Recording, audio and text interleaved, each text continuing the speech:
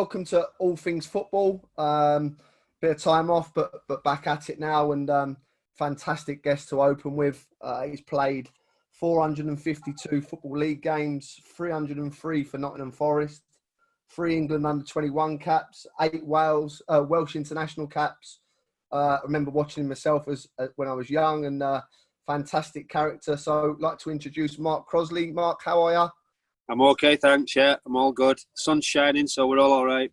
Yeah, the weather's fabulous, mate, at the moment, isn't it? Oh. It is. I went out for a walk this morning about 6:20, simply because it's too warm to walk in the day. Yeah, it's too hot, mate. I mean, I had 2 cans on me last night. I was in shreds in bed. It was a nightmare, mate. Yeah, no, yeah, nightmare. No, mate. Thank you for coming on. Obviously, fantastic career, and just want to go to where it all started, mate. Where did it all start for you? How old was you when you sort of got into football? At junior school, 9 years old. Played for the junior football team. Then my dad retired as a minor. Didn't have a lot of time with us, my dad, because back then just simply had to work all the hours that God sends. You know. Is that drill too loud in the back? No, you're all right, mate. You're all right. And then after he set up a junior, we were quite a decent team in the Sheffield and District area. And when we got to like 16s and under, we started getting scouts watching us. And I got offered a trial at Watford, and I went down there. And then they offered me what you used to call a YTS. Yep. Which I accepted, but then I got homesick. And I didn't fancy staying away from the family. I was a young lad and I was living in digs and that, and it just wasn't me. So after 3 months, I give that one the cold shoulder, you know. So I came home and I started playing a decent local football men's team in a successful team. And then we were playing at Bramall Lane in a cup final, and I got the shout. A Forest scout pulled me and said, "Would you like to come to Nottingham Forest for a trial?" And I went, and there were 200 of us there over a period of 5 days. And then it got like down to 100, then down to 50, 25 to get to a squad of 18, and I made it. So I did my apprenticeship at Forest then, and then I made my debut at 19 in the first team. Was you always a goalkeeper, or did you one of them frustrated footballer that turned goalkeeper, or how did it start for you being a goalkeeper? It started by the goalie getting injured. I was a centre half because I've got a decent left foot, so I was playing centre half. The goalie got injured, and because I was the biggest in the team, I got stuck in the goal. I had no choice, and then ever since that day, I never ever moved. So maybe someone looking over me just... Right, yeah, of course, mate. So obviously you found yourself thrown in the first team, wasn't you, at 19? How did that come about? Well, it was bizarre, really, how it happened. Obviously, Brian Clough was manager, and I was living with 10 other lads in these digs that were actually joined onto the city ground. My dad had got a phone call during the day saying, "Get yourself down to the ground tonight, Mr. Crossley." He said, "Mark's playing, but whatever you do, don't tell him, because he'll shit you." And the reason it came about was the first choice goalkeeper, Steve Sutton, he'd got down with a virus during the day in the morning, got a bad virus, and Hans Seegers was out on loan at Wimbledon, and there were 2 other senior keepers, Paul Crichton and Darren Hayes, that were both injured. So I was the only one left. So then I hadn't got time to get anybody in on loan or anything, so I had to play in this game.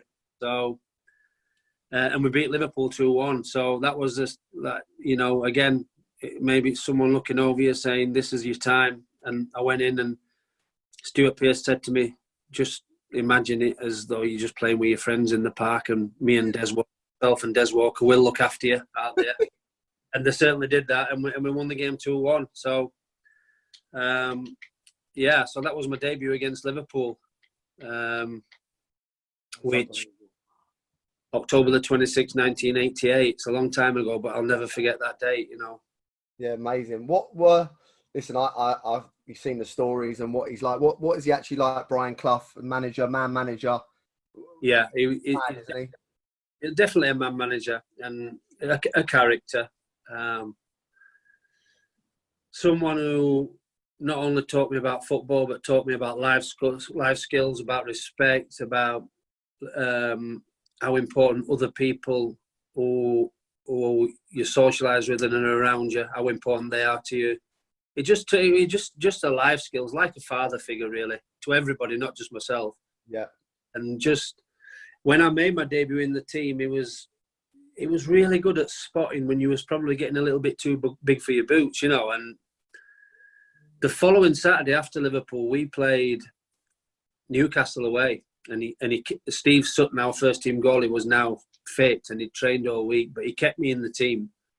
And then the following Saturday after that, we're playing Coventry at home in the FA Cup, and he kept me in the team again, and we won that game. So we'd played 3 games, won 3, and he maybe seen me getting a little bit too big for my boots and thinking, this is a piece of piss. But we know it's not.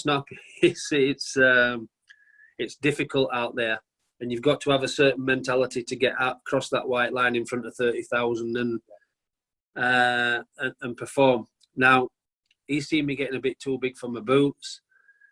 He asked me where I was going for the weekend after the game, and I said, I'm going to travel home to Barnsley, see my family. And he said, no, you're not, son. You're coming to my house tomorrow morning at 9 o'clock. He said, bring your boots. And he said, it would help if you can bring your gloves as well. So I turned up at his house on Sunday morning, and little did I know, because I didn't know why I was going to his house. He's got 2 sons, in Nigel Clough and Simon Clough. And Simon was the manager of a team playing in the Derbyshire Sunday League, Division 5, called AC Hunters, they were called. And they didn't have a goalkeeper. So Cloughy made me play for the Sunday League team. And that was his way. That was his management style. That was his way of making sure I'm not getting too big for my boots. These are what happened. So, and AC Hunters got fined 50 quid for playing a ringer, and Cloughy took 50 quid out of my wages at Nottingham Forest to pay the fine. That's unbelievable. That is unbelievable. That's what you call a man manager. Yeah. I didn't say, no, I'm not going to play in this game, because Brian Clough told me I was. You are. He said, no, you are. So, I hardly touched the ball in the game. I think he finished 4-1 the game. I should have saved the goal, actually. That's unbelievable. How do you think he'd cope? Obviously, this day and age now, it's totally different. I think there's a lot more player power than there is with manager power. So, how do you think he'd cope this day and age? I think that's why Ferguson was obviously so good through the years, that he would change the way he was. Do you think he could have done that, Brian Clough? Or he would have definitely adapted, because when I think back now, I didn't realise at the time as a player when I was playing under him, but when I think back now and all the experience I've had, not only as a player but as a coach as well, in and around a football club, he was always one step ahead. So, we say the game's changed now. There's more. You've got to be good on a bloody computer and things now to be a coach as well. You've got to have everything in the locker. Where I'm still a little bit old school. I believe you work on the training ground, and then it's down to the players on the Saturday afternoon if they've taken it in on board or not. Now, with Cloughy, I think he would have definitely adapted. He didn't like agents. He couldn't stand agents, and he wouldn't speak to agents. And agents didn't particularly want to speak to him because they were scared of him, basically. Same as reporters were scared of him, and same as the chairman at the football club was scared. Everybody was, apart from the players were in awe of him.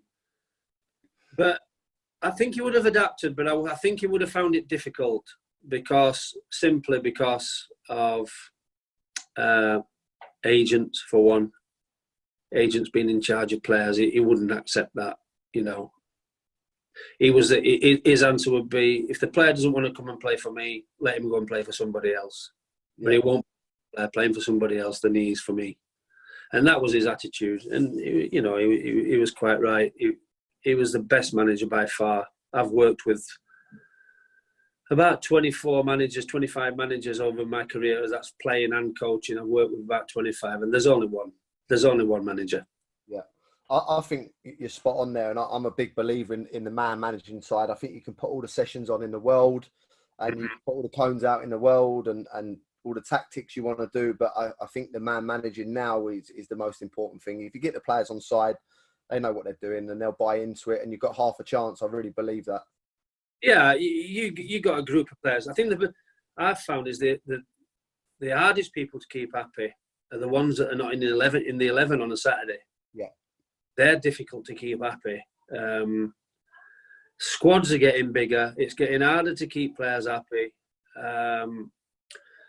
But I played for a few managers, not to mention their names, that weren't honest.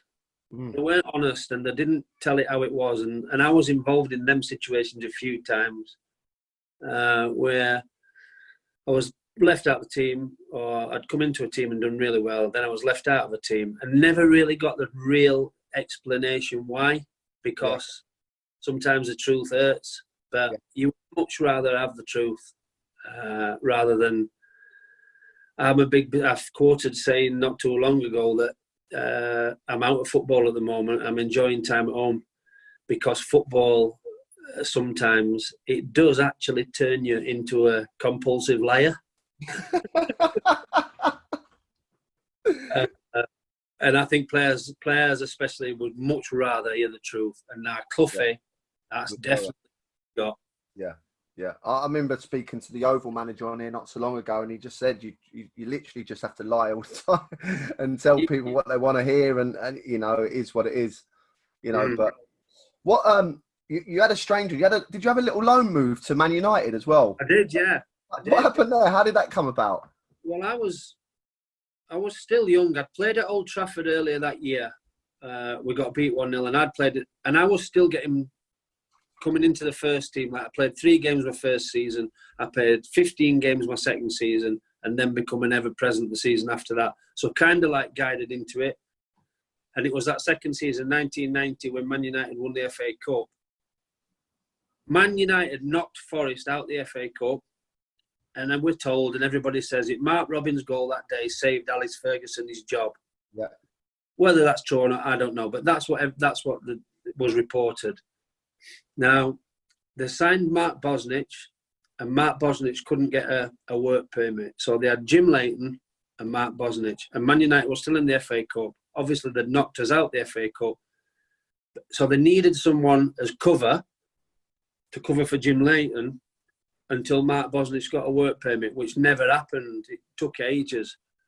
So I was told that Clough owed Fergie a favour as well, and I don't know what that favour was. But I know for a fact that I become that favour. So I became that.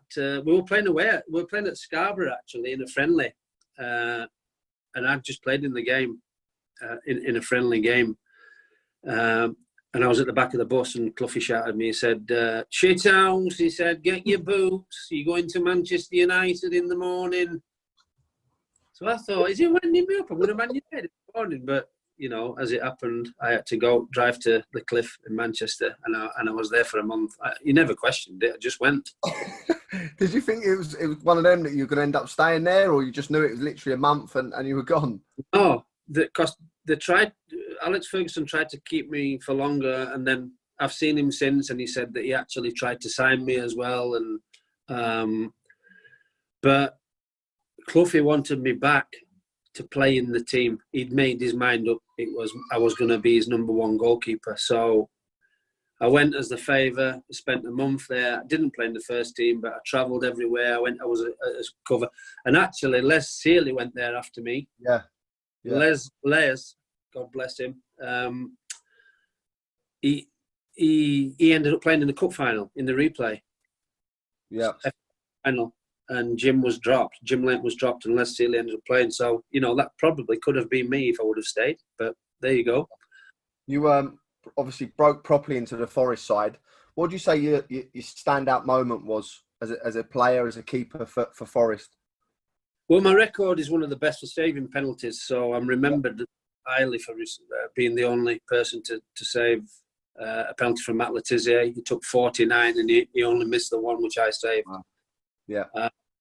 And obviously that's a record I'm really proud of because, without a doubt, he was the best striker of a ball that I've ever come across. Was he really? So, yeah, without a doubt, yeah. I saved a penalty in an FA Cup final, which goalkeeper's done it. Saved a penalty in an FA Cup final in normal. Was that Gary Lineker, was that?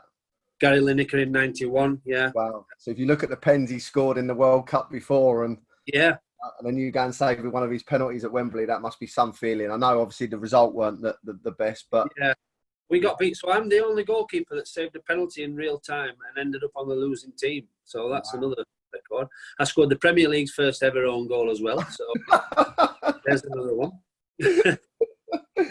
I've got a few records, some good ones and some not so good ones. But I tell you what, I'm a hell of a quiz question if you want to do it.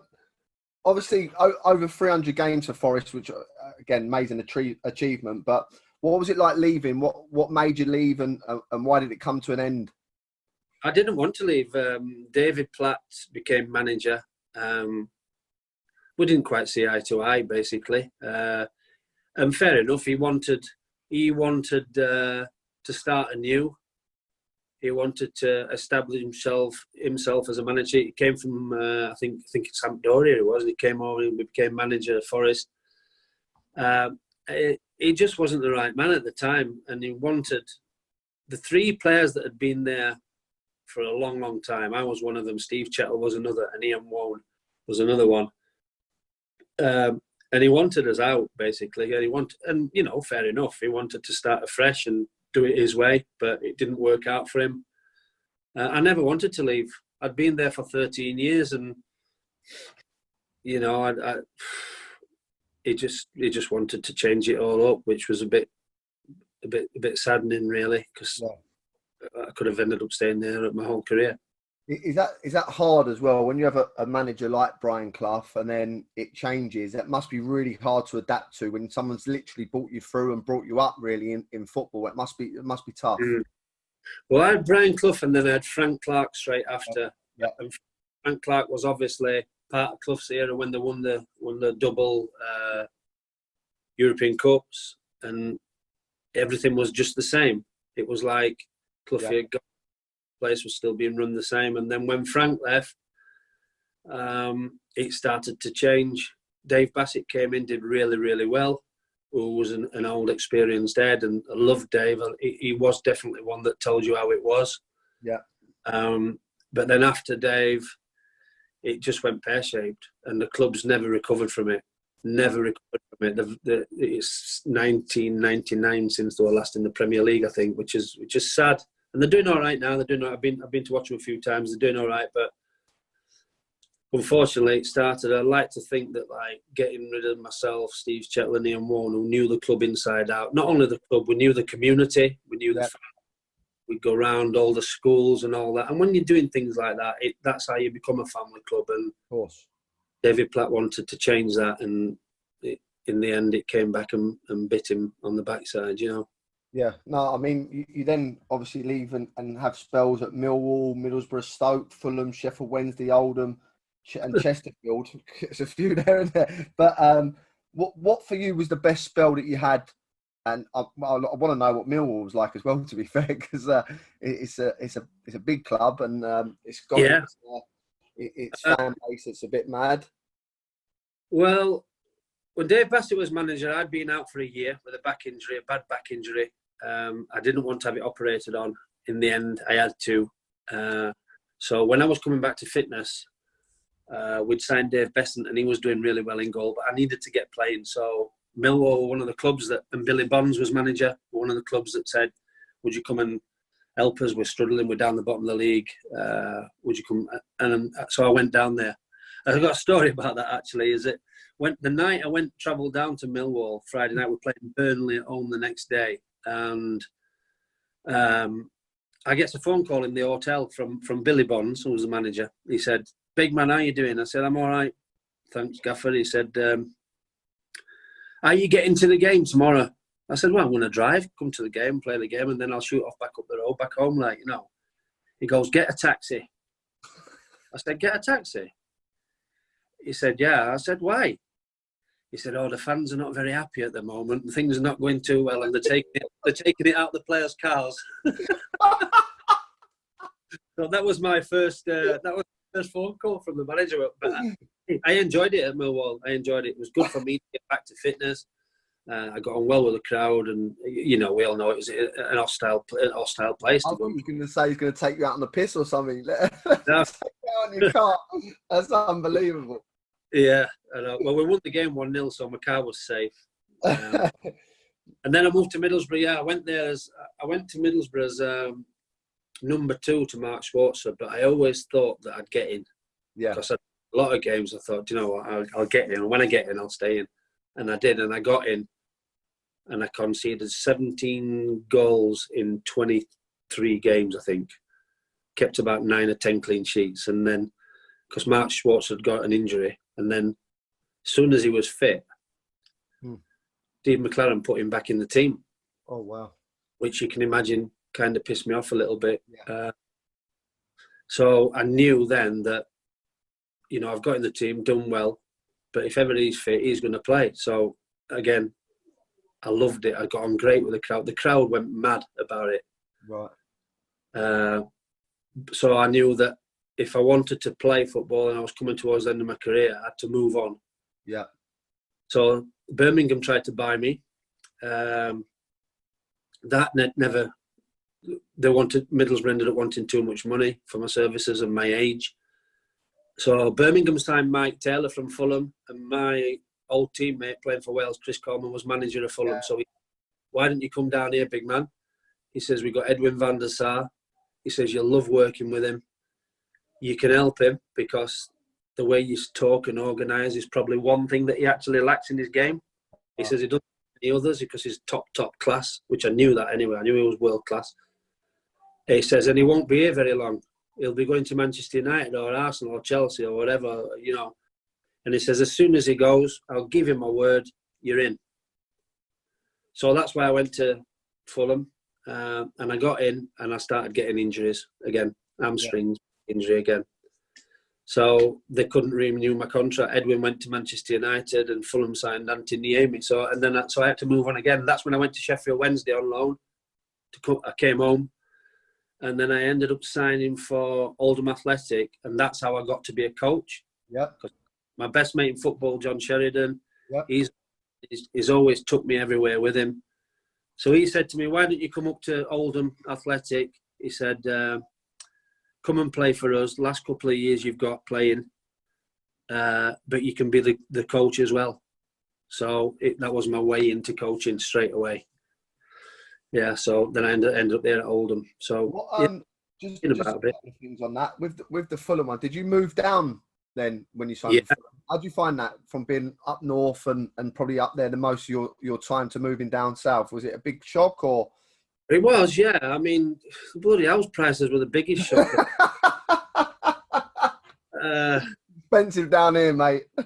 Yeah, but I moved to a place called Kingswood in Surrey.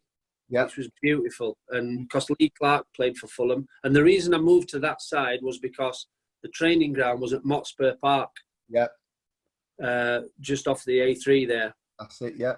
So it was really, really easy to get to. So I moved that's why I moved to Kingswood because Lee Clark, who I knew, was at Fulham at the time. So I thought we'd have, you know, the missus and the kids would have family, they'll get to know his missus, and then we could become friends in the village. And that's what happened. And Chris Coleman lived in the village, so we had quite a good little community. And there's a nice pub in there where you can get away and can see you, called the Kingswood. It was a shock. You know what? I loved it. I loved it there. Really? Yeah, brilliant.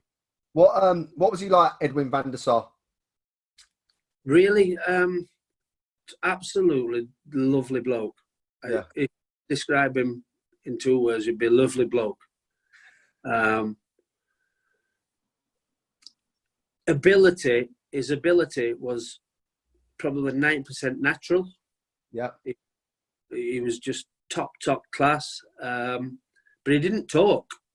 Really? Didn't speak to the defenders in front of him. And I spoke to Wow. Ryan when he moved to Man United, and Giggs was still involved in the Welsh squad and that. I said, "What's he like, Edwin? What's he like?" He goes, "Oh, he never stops talking." Da, da, da, da. And I can remember Edwin once saying, "I really appreciate how you kind of said, you got to keep talking. You think the ones in front of you know what they're doing, but they don't. You've got to tell them. You have to tell them. And if someone of my caliber and Edwin's caliber, if he took that little bit of information and it made him even better to be the best in the world, which I think he probably was at his Manchester United stint, then I feel really proud that maybe I had a little bit of influence in that." Yeah, that's massive. That's superb. Going into the coaching side, we had a chat before we started recording, but how did you find the coaching? Did you enjoy it? Is it something you miss now, or are you happy doing what you're doing? I think it's sort of brought everyone together, hasn't it? So more family time, but yeah. I like to be hands-on. I like to be on the training field, and I've worked a couple of academies as well. And I love the coaching, but the only time I actually love it is on the pitch. Yeah. I don't like paperwork and everything that goes with it. I don't like all directors and chairmen that think they know better. Yeah. Which is, I try not to get involved with them, but I'm not. Again, I won't mention the names, but I've had text messages saying, "What are you actually coaching that goalie?" And da da da da da. Well, come and watch me Monday to Friday, and then give your opinion on how I coach and how he performs on a Saturday. I have no control over it at all. I can only advise and teach. Yeah. So I love that. I love the coaching, but like I say, I lost my job on the 2nd of January, and that's the first time in 33 years that I've been out of the game. So I've never known any different. Yeah. I've always been told where to be, when to be there, why you got to be there, what you got to eat, what hotel we're at Friday, what time we're having a walk Saturday morning. Now, I'm not complaining, but it trains your brain. Of course it does. To be a planner and forward thinking constantly all the time. And I've always, and you never realise what it's doing to your closest to you. Because when you're involved in football, the world revolves around you. It does. You don't see it. You don't see it. I saw it. So I'm going to work. I'm bringing.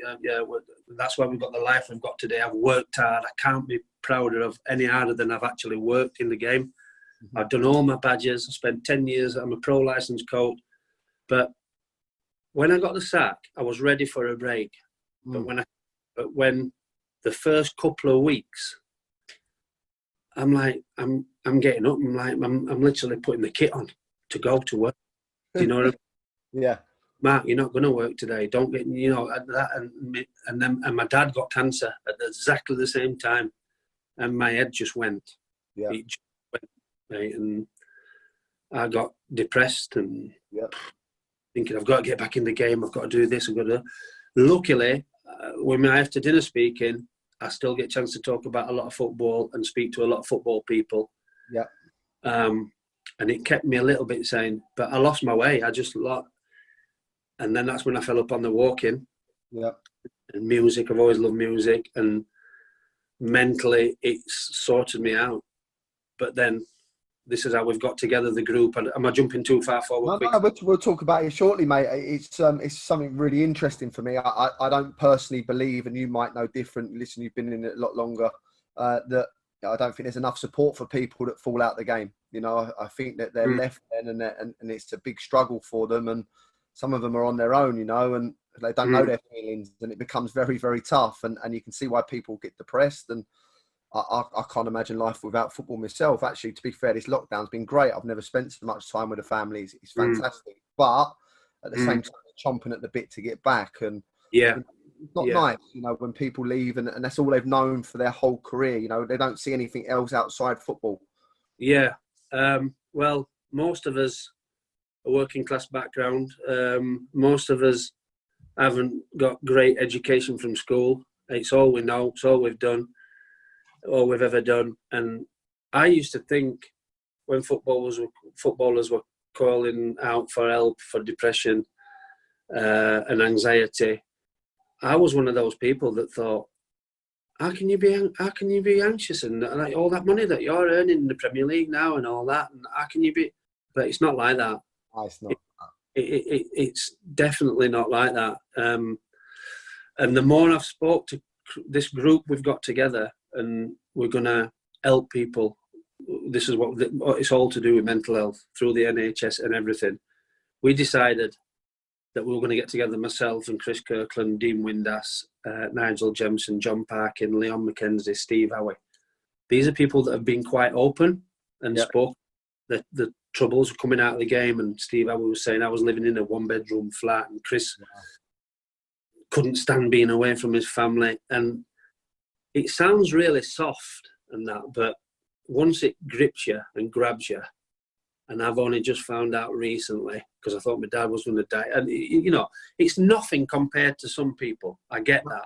Of course, but everyone's got their own suffering, haven't they, at the end of the day? Yeah. Everyone suffers differently, and you have to accept that. I remember someone saying to me not so long ago, and I feel stupid for saying it, but what makes you any different to anyone else? If you don't feel right in yourself, then you should be open and be allowed to say how you feel, you know? Yeah, and I think that's the main thing is we all speak to each other regularly on a daily basis, and it does help by talking. Yeah. And I'd say I had a bad week last week. Like Dean Windass come on to me, he said I had a bad week last week. Like it was Father's Day. He lost his dad when his dad was 51. And but if we're there for him, so we've decided to come together. We're going to try and raise some money and give it back. And I think, and the most proudest thing is that people are supporting it, especially through social media. People are all over it. All the people with mental health issues are saying all this walking and all that, by getting them up, get them out of the bed, get them off their ass, get out there, bit of fresh air. Doesn't matter how long, doesn't matter if you work and you're grafting, you can still get out there weekends and all that, because it might be a case that you're a bit down with the work that you're doing, but you know, weekends, if you can get out and get walking, get in the fresh air, it really, really, really does help. And I've only just realised it. It does help, mate. It does massively help. When's the walk take place? When is it? Well, we've got a lot of events leading up to it. We've got golf days and comedy afternoons, because we've got a few comedians coming with us. This is all through the after dinner circuit. So we booked to climb Kilimanjaro on July the 13th, 2021, providing everything's okay and we don't get no second waves and all this and all that. Deposits paid, we're ready to go. Everything's booked, everything's organised. And just leading up to that, we've got loads of events. Like I say, we're just hoping to raise a lot of money that we can just give back to. That's amazing, mate. That's amazing. Yeah. Before we go, just we'll do a little quick fire at the end, mate. But how have you found the lockdown? Not too bad. I'm getting out walking every day and all that. Yeah. So, you know, the most frustrating thing is the homeschooling. We've got 2 young kids here at home. One's 2.5, one's 9. He'll have been off school for 6 months when he goes back in September. And I worry for his mental health, to be honest, if I'm honest, because not seeing his pals and that. And he's felt it. He's felt it big time. I'm massive on that. I think it's very hard for the kids, mate. I think some are really going to suffer going back. I've got a 5-year-old myself who she actually starts back 2 days a week next week, but it's going to be tough. You know, it's going to be totally different to what she knows and what she's been used to. And I think it's going to be hard for a lot of kids, mate. I really do. Definitely. His education has definitely suffered because, you know, homeschooling, I mean, it's fine. You get the work done, but it's not the same as being in a classroom with your teachers and paying attention. But we can't get his attention. It's really, really difficult. It's tough, yeah. It's really tough, mate. No, listen, mate, you've been brilliant, but I'm just going to finish with call it quick fire, but sometimes it ain't that quick, to be honest with you, when you start talking about best players and what have you. But we'll go into it, mate. Best player you've ever played with and against? Shearer's the best player I've ever played against. Yeah. He never stopped scoring past me, so I've got to say that. He had everything. He was good in the air, pain, power. Yeah. He was strong, wasn't he, as well? Shot, strong, demander. could cross a ball when he was out wide as well. He had everything. For me, he's the best. Difficult question when you're asked who was the best player you played with, because I've had the pleasure of playing with Ryan Giggs with Wales, for instance, and all that. Yeah. But on a consistent basis, I'd have to say probably, and the player just in front of me was Stuart Pearce or Des Walker. Yeah, great players. Great players. Most important save you made, or best save you made? One that goes, God, that was, I should never have saved that. Well, I had a performance playing for Fulham at Newcastle United. We won 4-1, and Newcastle had 83% possession and 29 target, and we won the game with 4 breakaways, 4-1. And the ball was hitting my face and hitting me all over the body. So rather than the best save, I would say that's probably. And I got in the sun, 10 out of 10 in the sun the next day. So I would say a performance rather than a save was Newcastle playing for Fulham. Listen, we know the answer to this, but I'm still going to ask it. But best manager you played for and why? Brian Clough simply taught me everything about football, not just football, life skills and everything. And I still have a picture of him actually in downstairs. My miss, and I'm always looking at it. I've got almost respect for him. Gave me my debut in professional football, and that's not why. He was just simply the best. Yeah, that's superb. And last one, who do you think currently is the best keeper in the world? Oh, God. It's difficult because De Gea's having a bit of a tough time, and I liked it. Harsh Keane the other day, though, wasn't he? A little bit harsh on De Gea the other day. I rate him. I think he's a top keeper. He has got one in him, but yeah, I do love him. He's so laid. If he's any more laid back, he'd be laid on a stretcher in the goal, wouldn't he? You know? No, I'll go with De Gea. Yeah, no, I agree, mate. Now, listen, it's been an absolute pleasure to have you on the show, mate. I really, really appreciate you giving up your time and coming on. And thanks very much. And really good luck with all you're doing with the mental health awareness, your charities you got, and the walking. Well, next year it should be something very special, mate. Thank you for coming on. Cheers, eh? No problem. Thank you, mate. Take care, mate. Take care. Got everything on. See you, Kev. Thanks, Mark. Thanks, everything, buddy.